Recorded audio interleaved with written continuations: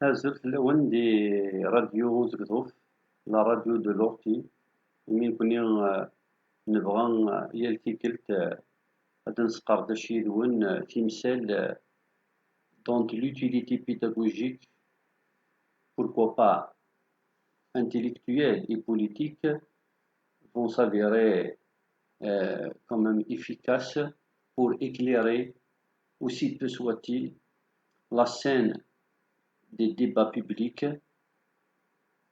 Peut-être qu'on pourrait contribuer donc à la résolution de la crise politique que traverse notre pays. Yennayer est célébré pour fastoyer, pour des rencontres entre membres de la famille, chose qui n'est pas bien entendu mauvaise, bien au contraire. Mais nous voulons, d'ailleurs, on a tenu à ce que le mois de janvier s'achève, maintenant que Drafour émigrera de février كشمن قفزان يمكن أن نهضر في يناير معنا d'un autre côté يمكن أن نولي تمسيرين pour prendre leçon de ce qui s'est passé et voir comment nous pouvons nous en servir pour éclairer le présent et prévoir le redoutable qui nous guette et qui va malheureusement, si nous restons bras croisés, arriver dans un futur proche. دغا غادي ندم كان هكاكيا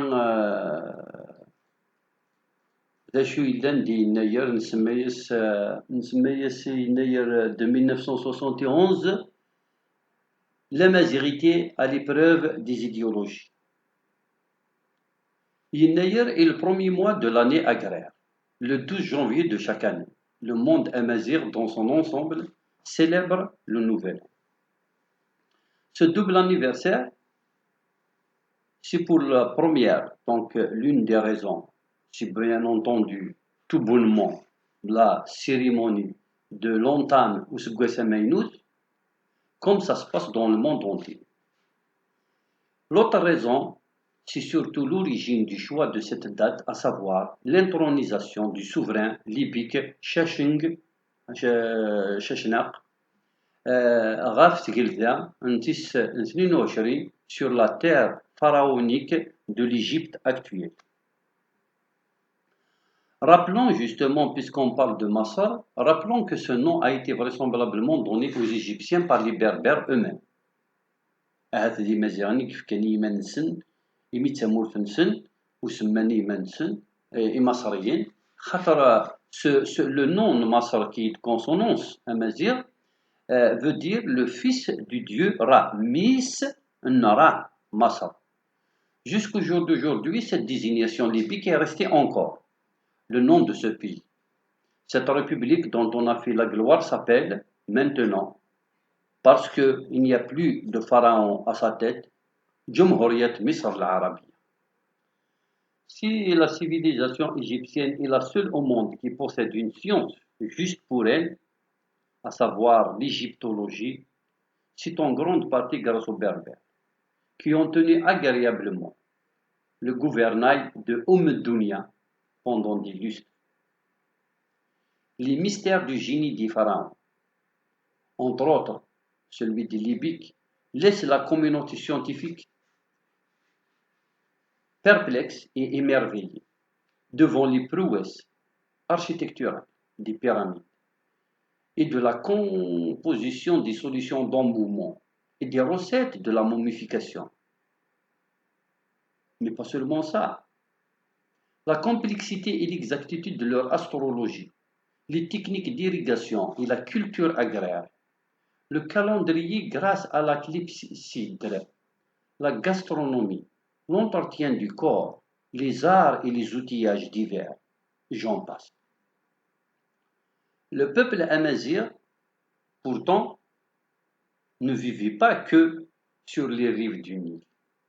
Le peuple amazigh vivait sur le plus grand territoire géographique de l'Antiquité. C'est faire qu'un Oughafa que les Berbères n'ont pris à personne, nuance à soulever. Imagine, l'un des rares dont les limites géographiques كيمرني أينو من قارة فركا أو جافا ولاش وين الظان ولاش وين من أزاكين ولاش وين غان لكن في أدرنون أموري صار غرسن سيزيك ذيلا الجدود نسن d'ailleurs le mot Afrique est d'origine berbère et كتسقوان تفركا Afrique. Elle s'étendait justement, ce territoire, il s'étendait de l'Atlantique jusqu'à la mer Rouge, وسجيل أجريخل jusqu'au fin fond de Ponzoul, à Bujumbura, dans les Grands Lacs. Le peuple est pris de paix et de bienséance avec ses voisins. Voilà une caractéristique rare dans l'Antiquité dont jouissait le peuple amazigh. Comme jamais un peuple ne l'a observé envers ses voisins. Effectivement, la bonté et la bienséance est une vertu très rare à l'époque. Notre empreinte positive sur les autres civilisations en est la preuve, puisqu'on a participé à l'édification de la plupart des civilisations qui entouraient le bassin méditerranéen. D'ailleurs, on donne le meilleur aux autres et on laisse le pire pour nous. Voici aussi l'une de nos caractéristiques. Nous sommes aujourd'hui réduits à quelques kilomètres carrés dans des réserves guillotisées. Regardez où est-ce que nous étions, un territoire comme un continent, et regardez maintenant le 21e siècle, le 20e siècle, à quelle poche de chagrin nous sommes réduits. Nous pouvons citer parmi toutes ces communautés qui composent le grand peuple amazigh et qui se retrouvent dans des situations de ghetto, la Kabylie, les hauteurs du pays Chaoui, les Moussabites, le mont chinois, comme Cherchel et Tipaza, le Tel Chleuh, qui s'étend même jusqu'au Maroc, le Ténériffe aux îles Canaries, l'île Siwa, justement, dont est issu le grand Shishnak, la diaspora aussi, principalement en Europe et au Canada, avec une exception pour les Touaregs, qui, jusqu'à très récemment, ils étaient difficiles à localiser. Ce n'est plus le cas malheureusement, mais comme ils étaient éparpillés dans un grand désert qu'on appelle le Sahara du Maghreb, les ennemis des Imazighuns trouvaient du mal à localiser ce peuple, donc à les décimer. Mais sinon, toutes ces populations se retrouvent d'une façon directe ou indirecte, sans qu'ils le sachent, guillotisées et bien entendu très très surveillées par le joug, enfin les différents colonisateurs. De ce peuple en voie de disparition, il n'en reste que quelques poches de résistance. Des rebelles qui paient très fortement cette vertu, c'est-à-dire la résistance et le fait d'être opiniâtre, le fait de dire non quand on voit une injustice, de ne pas pouvoir trouver le sommeil quand son voisin va mal. Voilà une vertu que nous, les Imazighuns, ont, mais que les différents pouvoirs ne veulent pas voir présente comme culture, comme vertu. De nos jours, se rebeller est devenu un luxe que très peu de peuples osent s'offrir. C'est souvent au prix du sang, à chaque jacquerie, à chaque résistance. C'est le cas. Nous allons nous contenter de quelques dates. En 1871, nous en avons payé le prix parce qu'on ne voulait pas que des étrangers nous prennent nos terres. En 1949, on voulait dire la vérité. L'Algérie doit être ce qu'elle est réellement. On ne peut pas construire sur du sable et on l'a payé très cher. En 1963, il ne faut pas dire la vérité. Il ne faut pas remettre la révolution dans son véritable lit naturel comme une rivière. Non, il faut laisser les autres la détourner. Sinon, tu es l'ennemi de la nation. En 80, quelle revendication, quelle légitimité! Les droits de l'homme, c'est une langue algérienne, un peu de démocratie. C'est tout ce que les gens de 80 ont demandé. Regardez qu'est-ce qui leur est arrivé. En 90, nous nous rappelons, nous en faisions partie. En 2001 et enfin en 2019. Quel bonheur ce qui nous est arrivé un certain février 2019. Mais si nous devons voir où est-ce que nous étions et où est-ce que nous sommes maintenant, Famurfenna ne Dix. Et c'est pour ça qu'on en parle. C'est impératif de prendre leçon de l'histoire. D'ailleurs, pour ne pas rester dans la littérature, sinon je serai populiste comme beaucoup d'hommes politiques. Observons quelques faits historiques, quelques dates, et méditons-les. Concernant donc les Berbères, l'idée qui a marqué les chercheurs depuis Sallust, et qui nous est restée aussi à l'esprit à nous aussi, c'est ce caractère farouche à l'encontre des exploiteurs, des voleurs et des traîtres, des colonisateurs et des gens sans honneur. Voici une caractéristique intrinsèque à l'être amazigh. Cette vertu combien méritoire l'a accompagnée depuis cette lignée, depuis l'aube des temps, une race des Atlantes qui a frappé, qui a bien d'abord, qui a régné sur le monde, quand pour être roi, il fallait battre les fauves. Et ça remonte à très longtemps. Et l'on est devenu fuyarde, frappé d'ostracisme, maintenant que les lâches sont au sommet du monde. Mais si on en parle de l'histoire, ce n'est pas seulement pour nous souhaiter à ce que ça me gaze en cette période de disette effroyable causée par l'oligarchie. Comme vous le savez, cette oligarchie qui règne sur un peuple, c'est-à-dire le nôtre, et sur une terre, c'est-à-dire la nôtre, qu'elle est loin de mériter. Et pourtant, elle règne. Nous voulons prendre leçon pour ne plus en commettre d'erreurs. Comme je considère que nous avons gauchement fait et que nous payons le prix, et quel prix. Essayons de voir quelques-unes de nos nombreuses erreurs historiques, de nos chefs militaires et responsables politiques d'antan.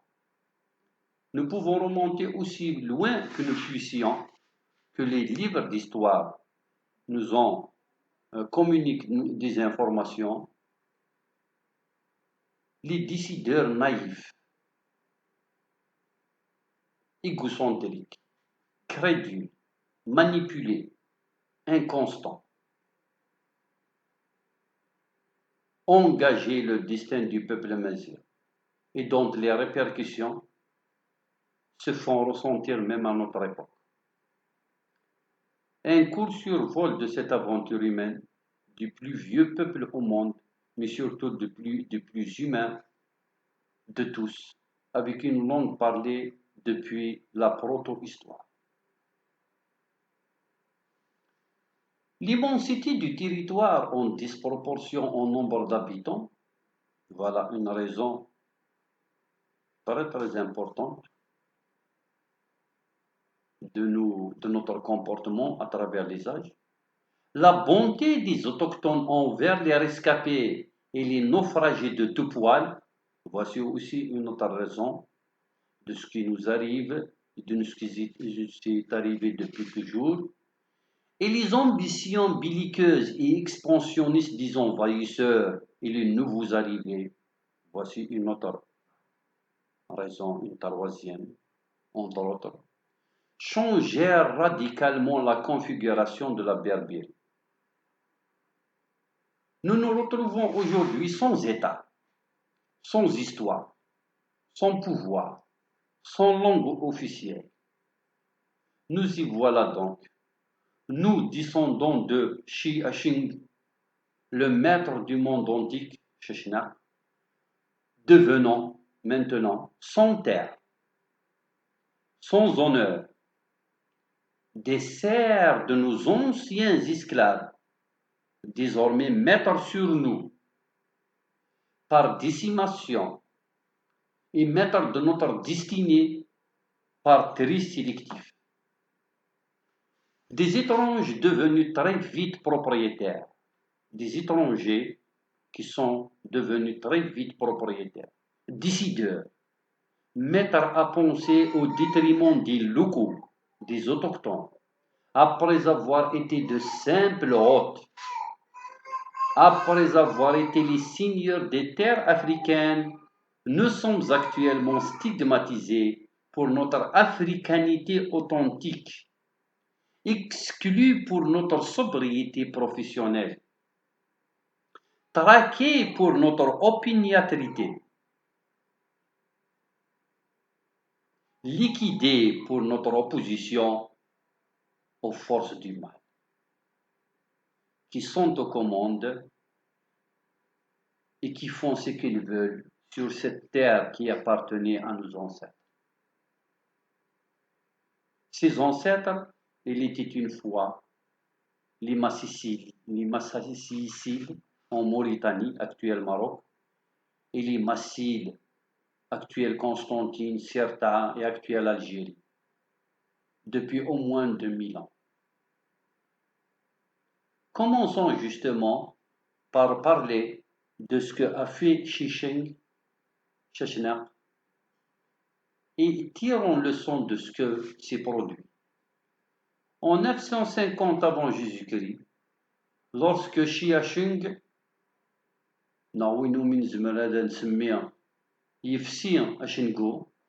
appartenant au Machaouch, ses descendants directs des premiers Libous, les Libyques actuels, les Libyens, يروح غار مصر أكنا ديارز هذه يرزون البطل يلان غا في فرعون انتمى ليبيا يلان يكان الكذاب. C'est-à-dire depuis longtemps, les Libyques faisaient partie de la cour royale, faisaient partie de la famille ou tout simplement des décideurs sur l'Égypte antique, c'est-à-dire les pharaons. Mais simplement, ils n'avaient pas, selon l'histoire, jusque-là, parce que tout est possible, nous verrons ce que va nous révéler l'égyptologie dans les années à venir. Mais jusque-là, les Berbères n'ont pris la destinée de l'Égypte que vers la 22e dynastie. Mais bien avant, les ancêtres justement de Sheshna, Shisheng, l'un des Hukm, dans l'armée, dans l'économie, dans la diplomatie, dans la marine, etc. Le fait que Shisheng est rentré en Égypte pour prendre le pouvoir et renverser Sossénis Ntigildan, c'est 21. Jusque-là, pour ces historiens, le souverain libyque n'a fait que reprendre ce qui lui revient de Taroua. يروح يضلب أزرف لحق قماس يميدغا النسبات إلا نقر فرعون دي لي ليبيان دي مازيغن il était très fréquent au point que d'ailleurs les pharaons sont des berbères selon certains égyptologues. Ce que nous voulons aborder en revenant sur ce fait historique hautement symbolique, c'est après que Shisheng a été intronisé et quand il a commencé sa campagne d'expansion vers la Palestine, Jérusalem et Israël. nous devons nous poser la question pourquoi et surtout quelles sont les conséquences. Parce que dans toute entreprise, je pense que c'est ce qui nous a manqué depuis toujours. Nous connaissons Maziran, c'est peut-être pour ça aussi que nos nombreux adversaires et ennemis nous ont toujours battus, ont toujours eu raison de nous. C'est parce que on ne continue pas une entreprise qu'on a déjà entamée, ou alors on s'engage dans des opérations militaires, politiques, diplomatiques qui ne servent pas la cause amazigh, mais qui réellement, au fond, ne servent que d'autres causes et que nous étions plutôt des employés et non pas des auteurs, des instigateurs, quoi. C'est-à-dire on faisait que exécuter. Et à la lumière de ce qui est arrivé à Shishak,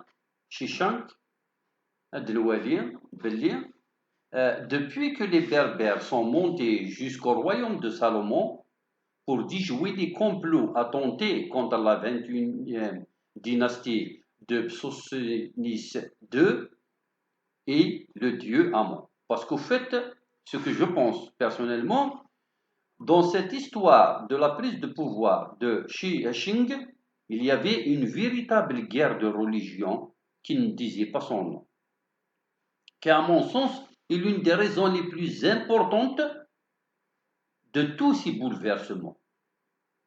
Vu la place qu'occupaient les dieux Ra, Amon et les autres religions des autres pays riverains. Et donc chacun voulait que sa religion soit la plus pratiquée, la plus adorée. L'aristocratie libyque est à même de prendre le pouvoir pour faire valoir sa lignée et ses croyances. La foi du peuple d'Égypte de l'Ouest, c'était beaucoup plus le dieu Amon. Et c'est justement à ce niveau que le litige a existé. Et c'est aussi pour ça que Shisheng يكسشنجو غاف وجدوديس وكنا دي روح هذه الطف تقلدا يفرعونن سي لا ديناستي 6 22 أكنا لما 25 أوزوركون لونسيان يون جوجاد يحكمن وك من نيملوت aussi ont légitimé le Darwa parce que justement, ce n'est du frère rien. Shisheng ont légitimé le Darwa de couronnement de leurs descendants directs chez Shing à Thanis, le pays de sa mère, pour protéger leurs intérêts, voire même leur survie comme peuple de la cour royale. Finalement, on n'était pas étranger au pharaon. Nous connaissons Maziran, il est de l'autre côté du Nil, c'est-à-dire d'ici Ouin, ou Tmourt, les Libyques, qui n'y a pas. Depuis 1943 jusqu'à nos jours, c'est-à-dire ce Gwesmi Groh, Shishang, Tmourt, la Palestine, Israël, أكن أدي هود كرات مدينين ودي ويسينا إيجارو جن ودي ارتصار من الفاطال يتواخذ من سيمازيغون. L'appelé de la discorde entre les descendants des peuples de Juda et ceux de Baranis, c'est-à-dire Noukouni, ne tarit pas. D'ailleurs, ne tarit jamais. Les répercussions, nous les ressentons même jusqu'à présent. Avec l'offensive revancharde qui saccage Jérusalem et s'approprie ou se réapproprie les trésors d'Israël, les Berbères du Nil éloignent les menaces sur l'adoration de Amon, qu'ils soient venus des Cananéens du Moyen-Orient ou de Nubie, du royaume de Couche. Les dieux constants de la spiritualité des Libyques de la 22e dynastie et celles qui lui succédèrent sont glorifiés à l'instar de Bastet, Apis, تفتح يسخدمت.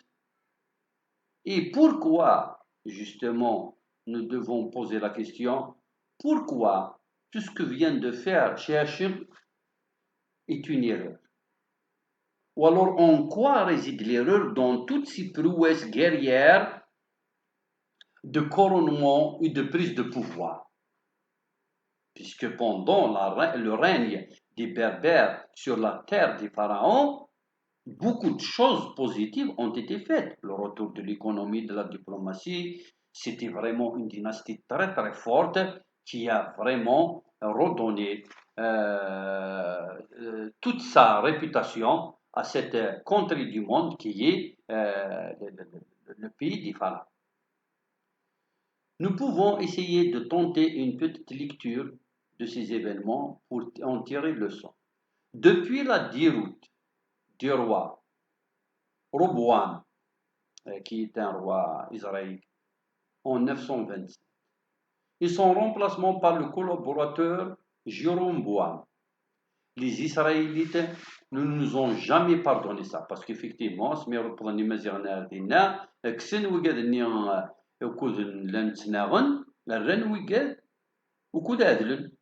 comme ça se passe dans toutes les conquêtes. À ce jour, les Israélites, les Juifs d'une façon générale, ou les habitants du Moyen-Orient, voient encore le Berbère comme celui qui les a empêchés de gouverner le monde. Et c'était pratiquement une sorte de dichotomie depuis jusqu'aujourd'hui entre le païen d'un côté contre l'ecclésiastique de l'autre, le laïque d'un côté contre le religieux d'un autre, le fonceur et le battant contre le réconciliateur, le montagnard contre le citadin, le diplomate contre le révolutionnaire. Cette antonymie était une caractéristique des relations de ces deux populations jusqu'au jour d'aujourd'hui. D'ailleurs, si nous devons faire le lien, et nous allons voyager depuis l'Antiquité jusqu'à l'occupation française, pendant l'occupation française justement, les plus à même de constituer un trait d'union entre les autochtones et les colons sont les Juifs d'Algérie, qui par leur culture et origine étaient proches des Algériens, mais par leur mode de vie et leur ambition future étaient plutôt du monde occidental. Ainsi, les bureaux arabes étaient remplis de Juifs arabes. Et nous devons retenir, enfin surtout, les plateaux de télévision, et les faiseurs d'opinion en Algérie, ils doivent se pencher sur ce concept, cette appellation, le juif arabe. Quel est le rôle qu'a joué cette frange de la société dans les grands bouleversements historiques et politiques qu'a connu pour ce qui nous concerne l'Afrique du Nord? Mais je pense qu'il n'y a pas qu'en Afrique du Nord que les juifs arabes ont joué un rôle. Mais je ne me mêle pas de ce qui ne me regarde pas. Moi, je sais que mon avenir est hypothéqué.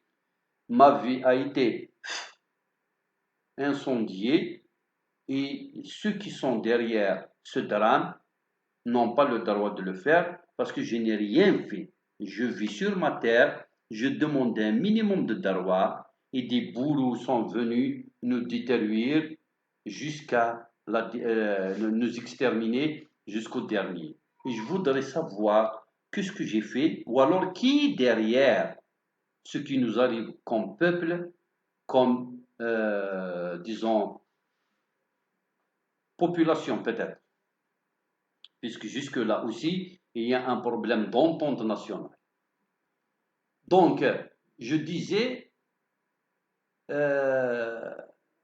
ces bureaux arabes, justement. Alors, les bureaux arabes, ils étaient et ils le sont dans nos consciences, nous, qui étaient contre surtout le colonialisme français, ces antres, A-N-T-R-E-S, ces antres où tout se planifiait contre les contrées encore résistantes à l'hégémonie colonialiste, étaient accrédités par ces Algériens assimilés de gré ou malgré eux. Parce qu'effectivement, nous pouvons aussi supposer que les communautés minoritaires, entre parenthèses, on ne sait plus dans ce pays qui est minoritaire, qui est majoritaire, mais disons que les juifs arabes étaient tellement minoritaires que peut-être ils étaient sous pression entre le marteau et l'enclume qu'il fallait collaborer, qu'il fallait adhérer dans les bureaux arabes. Mais de toutes les façons, malgré ou avec gré, ils étaient partie prenante dans ces fameux bureaux arabes que la France n'a fait que copier chez les Anglais. Rappelons-nous les prouesses de Laurence d'Arabie. C'était en cette époque le grand constructeur de toiles d'araignée, celui qui a pratiquement construit le monde arabe, le monde moderne, et qui est au profit de l'Occident. Laurence d'Arabie, ce lord, ce diplomate, ce grand homme, cet ingénieux, au service de la reine, mais au détriment des véritables peuples comme le nôtre et les véritables peuples de l'Arabie, a réellement réalisé des choses dont l'Occident tire profit jusqu'au jour d'aujourd'hui. Et la France n'a fait que copier sur le sillage de cet explorateur britannique pour construire les bureaux arabes. Alors, ces bureaux arabes ont tous planifié en faveur de l'hégémono-colonialisme et qui sont restés vindicatifs au tort qu'ils pensent avoir subi.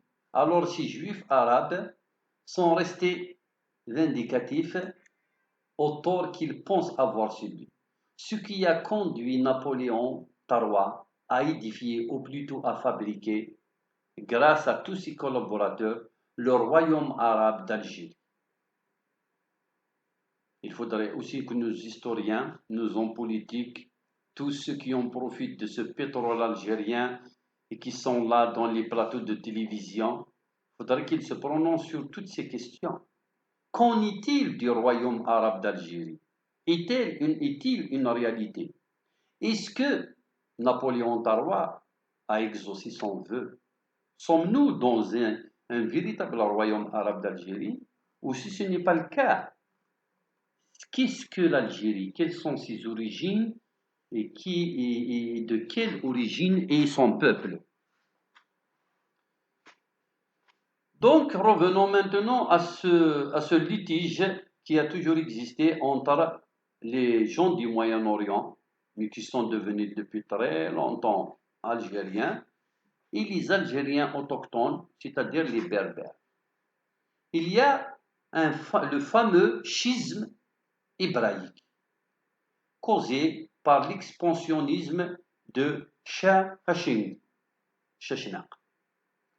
Il nous causera à notre tour du tort tout au long de l'histoire et continue encore à le faire. Et bien entendu, il faudrait poser la question, qui a tort et qui est en tort? Moi, je ne fais que poser des questions parce qu'il y a des spécialistes qui sont à même, mieux placés à se prononcer sur tout ce qui a eu trait à l'histoire donc de l'Algérie. Mais c'est une leçon d'histoire, une leçon d'humilité à l'encontre des Berbères qui, à chaque fois qu'ils participent au mal, ils se retournent contre eux. Je dis ça parce que je pense que l'erreur de Shishnak, Shahashing, était d'aller prolonger le territoire des pharaons alors qu'ils n'en avaient pas les moyens de le préserver. D'ailleurs, maintenant, l'Égypte, c'est Sahara Sina Arabia. Donc, pourquoi aller occuper une terre que tu ne pourras pas préserver? Là, je pense que c'est une erreur de la part de tous ceux qui sont allés conquérir des terres qu'ils ont fini par quitter. Parce que les dommages, les conséquences sont dramatiques sur tous les plans. Et nous, peuple algérien, nous en avons de quoi dire, quoi raconter concernant par exemple l'occupation colonialiste française. Donc, ces juifs arabes, ces métis très réussis, avaient la pensée juive, mais le teint qui les assimile à nous. Aujourd'hui encore, beaucoup d'Algériens le sont sans le savoir. Aujourd'hui encore en Algérie, ils sont beaucoup plus importants et beaucoup plus puissants qu'on le cadre. Je dis ça pourquoi? Parce que c'est une conclusion logique. Si tous ceux dont les parents ou les arrière-grands-parents ont participé à la libération de ce pays, si tous ceux dont les parents ont, à un moment ou à un autre, revendiqué quelque chose de très légitime, se sont retrouvés marginalisés par un pouvoir qui, d'un autre côté, se revendique de la ligne de la Hélène. Il y a contradiction. Ou bien ce sont les opposants qui sont de faux révolutionnaires, ou alors c'est le pouvoir qui est réellement loin d'être le représentant légitime du FLN historique. Sinon, pourquoi s'opposer jusqu'à la liquidation physique à des droits, à des revendications légitimes? Et c'est à ce niveau que le problème se pose et qu'il faudrait donc porter solution. Pour conclure, nous pouvons dire que l'histoire est un éternel recommencement. Et si nous avons parlé de Shesheng, Sheshnak aujourd'hui, c'est beaucoup plus pour tirer les leçons, pour que nous puissions être certes toujours des hommes de terrain, mais pas comme des montpechous, c'est-à-dire des marionnettes sur des terrains de guerre, alors que cette guerre servira à l'autre, ou alors sur des plateaux de télévision pour revendiquer un mérite dont les autres tireront profit et non pas nous. Ça de un. De deux, nous devons aussi clarifier puisque nous sommes. Nous sommes maintenant des immigrants toujours, bien sûr, mais recalés en troisième place. Alors que, il n'y a pas si longtemps, on jouait les premiers rôles et nous étions les maîtres de notre destin. Aujourd'hui, seul le régime peut décider de son sort et du sort de toute la nation. En deuxième position vient le mouvement islamiste, qu'il a créé lui-même, ou du moins qu'il a laissé proliférer, avec toutes ses filiations, les plus modérées jusqu'aux plus extrémistes, mais qui ont tous un seul but dans les différentes interprétations de l'islam, puisqu'il y a autant d'islam qu'il y a de musulmans, un État théocratique, chacun selon la tenue qu'il porte, ou selon le volume de la balle. Donc, étant le partenaire naturel et légitime et historique du sérail, l'islamisme ne peut pas, en aucun cas, être un allié pour les démocrates que nous sommes. Ceci dit, je ne pourrais pas me tromper d'ennemi aujourd'hui pour faire dans comment dirais-je, les opposants acharnés à l'islamisme, alors que c'est une forme d'expression. Si on avait un état de droit, s'il y avait des lois, si l'État était réellement impartial et qu'il était neutre, tout le monde aurait le droit de s'exprimer, y compris les islamistes. Et que le meilleur gagne, à condition que la loi veille au respect strict justement des lois modernes et de la Constitution qu'on aurait conçue nous-mêmes, nous le peuple. Mais ça, c'est une autre histoire. Je voulais juste parler de nous. Il fallait donc parler des islamistes et du pouvoir, sinon ce n'est pas du tout ma tasse de thé. Et pour moi, il n'existe même pas. Si je combats le pouvoir, c'est parce qu'il me prive de respirer de l'oxygène sur cette terre. Et que nous sommes dans un pays qu'on peut appeler la plus grande prison à ciel ouvert. Voilà pourquoi je critique. Sinon, j'ai suffisamment de problèmes, moi, en tant que peuple berbère, amazigh, et j'ai suffisamment d'aspirations, de préoccupations pour m'occuper que de moi-même. Évoquer Shaq, Sheshnak, le grand souverain pharaonique, c'est justement pour voir comment nous pouvons tirer les leçons du passé pour mieux prévenir les problèmes qu'on encourt dans la situation actuelle et la crise multidimensionnelle que vit Temezra d'une façon générale et d'ailleurs l'Algérie d'une façon particulière. Peu importe qu'on se lamente sur notre sort, à présent l'essentiel c'est de retrouver notre place dans un pays qui nous appartient plus depuis longtemps. Cessons d'être des hurluberlus et arrêtons de militer à la hasard. Soyons des hommes de terrain, mais réfléchissons pour justement toujours revenir à Shenge, Sheshnak. Pourquoi aller mener un combat qu'on risque pas de gagner? Pourquoi aller conquérir un territoire dont on n'a pas les moyens de préserver notre présence sur ce même territoire? Pourquoi ne pas prendre exemple de Messensen, lui qui a fait le contraire? Il a commencé de la région. Il a donc fait son fédéralisme jusqu'à construire un État. D'ailleurs, le seul vrai État qu'a connu l'Algérie à travers tous les temps. Un vrai État démocratique. والتاريخ يشهد على ذلك. Pourquoi ne pas commencer par la région? Nous sommes en Kabylie. Je suis de Tizi Ouzou. Nous devons organiser notre région, les élections dont nous voulons, la date à laquelle nous devons réfléchir en fonction de nos impératifs. Les lois que nous devons concevoir en fonction de nos réalités, de nos aspirations, de nos idéaux. La constitution consensuelle et à laquelle va consentir tous les habitants de cette wilaya. Ensuite, nous irons vers d'autres wilayas qui, elles, à leur tour, feront la même chose.